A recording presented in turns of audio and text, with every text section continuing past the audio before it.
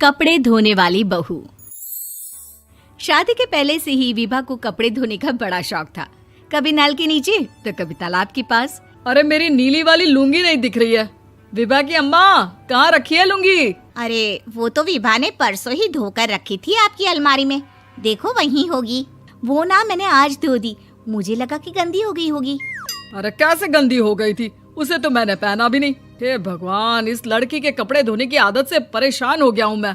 जितना तो घर में राशन नहीं आता, उससे कहीं ज्यादा डिटर्जेंट पाउडर का खर्चा है। इसकी शादी करवा दो, शादी जाए अपने घर में ही करे काम, फिर चाहे घर के कपड़े धोने हो या पूरे गांव के। हाँ ठीक बोल रही हो, देखता हूँ मैं कोई लड़का। वो दिन भी आ जाता है जब विभा को देखने लड़के वाले आ जाते हैं। लड़की मुझे अच्छी लगी। होने वाली सास कहती है, बेटी अगर कुछ पूछना है तो पूछ लो। वैसे तो हमारी लड़की बहुत ही शर्मीली है, जो बोल दो वो मान लेती है, इसे क्या पूछना होगा। अरे कैसी बात कर रही हो माँ, मुझे इन लोगों के घर रहना है, सवाल तो कई है। हाँ हाँ बेटा, पूछ लो ना, क्या पूछना है। आप लोगों के घर कपड़े कौन धोता है? सास का मुंह बन जाता है।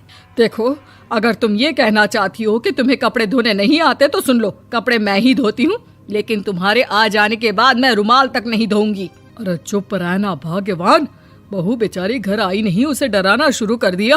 वो क्या है ना बिटिया, अभी तक तो ये कल्लू की माँ ही धोती थी, लेकिन अब तुम्हारे पापा तो दहेज में वॉशिंग मशीन देंगे ही। तभी विभा की माँ बोल पड़ती है, सवाल भी पूछा तो क्या। वैसे भाई साहब, मशीन की तो फिर भी कपड़े धोने की कैपेसिटी होती है। मतलब जो बिटिया दे रहे हैं ना विभा, इसे कपड़े धोने का बहुत शौक है। ये आप लोगों के क्या, आस पड़ोस गांव मोहल्ले सबके कपड़े धो दे और उफ तक ना करे। बाहर देखा नहीं आपने कितने कपड़े सूख रहे हैं? सब हमारी बिटिया ने ही तो धोए हैं। बस भी करो ना माँ, शर्म आ रही इतनी तारीफ सुनकर।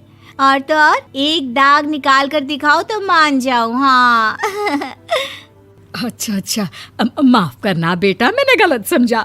हमें तो रिश्ता बहुत पसंद है। और ऐसे जुड़ जाता है रिश्ता कपड़े धोने का शौक रखने वाली विभा का। उसकी शादी हो जाती है कोयला फैक्ट्री में काम करने वाले कल्लू के साथ। शादी के बाद अचानक विभा चिल्लाती हुई सास के पास आती है। सासू माँ, अरे सासू माँ कहाँ है आप? ये तो धोखा है, धोखा दिया आप लोगों ने मुझे। इसे ससुर के चक्कर के बारे में पता चल गया। अरे तो उसमें तुझे क्यों धोखा मिला है? अरे नल में पानी नहीं आता, कपड़े कैसे कब धुलेंगे? अच्छा, तू पानी नहीं आ रहा उसकी बात कर रही है। तो आपने क्या सोचा? कुछ नहीं। अच्छा, तेरी माँ ने कहा था कि कपड़े धोने का शौक है तुझे, याद आया मुझे। शौक बोलकर कपड़े धोने वाले मेरे जुनून को कम ना आके सासू माँ, कपड़ा धोना मेरा गुरूर है।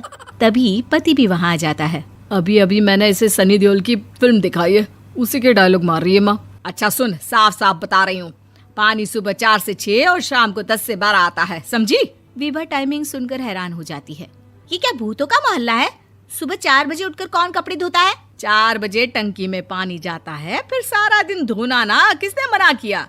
अरे कैसी बात कर रही हैं? 200 लीटर की टंकी में कितने कपड़े धो लूंगी मैं? सुबह ही उठ जाऊंगी मैं। अब क्या था, विभा सुबह 4 से लेकर रात के 12 बजे तक कपड़े ही धोती रहती।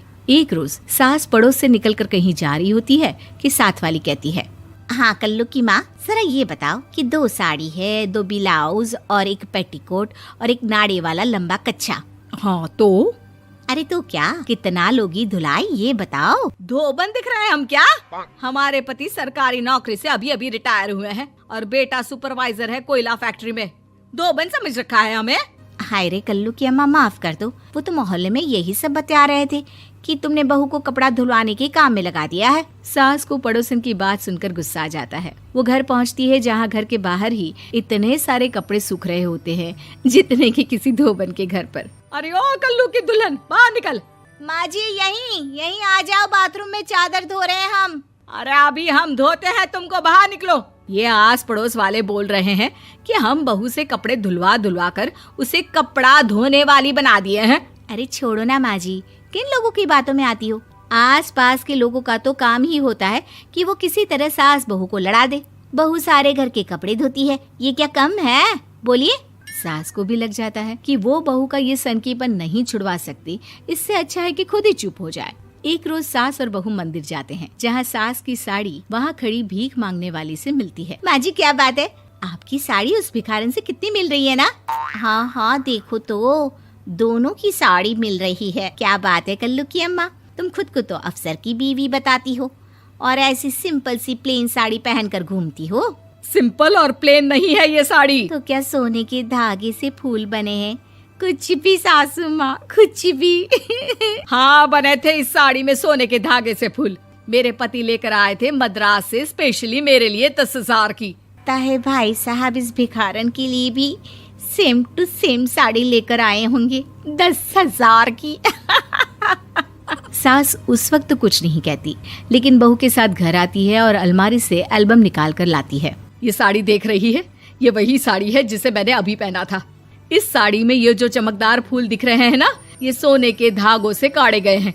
लेकिन तू लोकल वॉशिंग मशीन ब्रश से घिस घिस कर सारे फूलों को निकाल कर साड़ी प्लेन कर दी। मुझे माफ कर दीजिए सासू माँ। और तो और, जब मैंने तुझे तेरी गलती के लिए कुछ नहीं कहा, लेकिन तूने तो सबके सामने मेरा मजाक ही बना दिया। क्यों? बहू को समझ में आ जाता है कि अब से उसका कपड़े धोना बंद।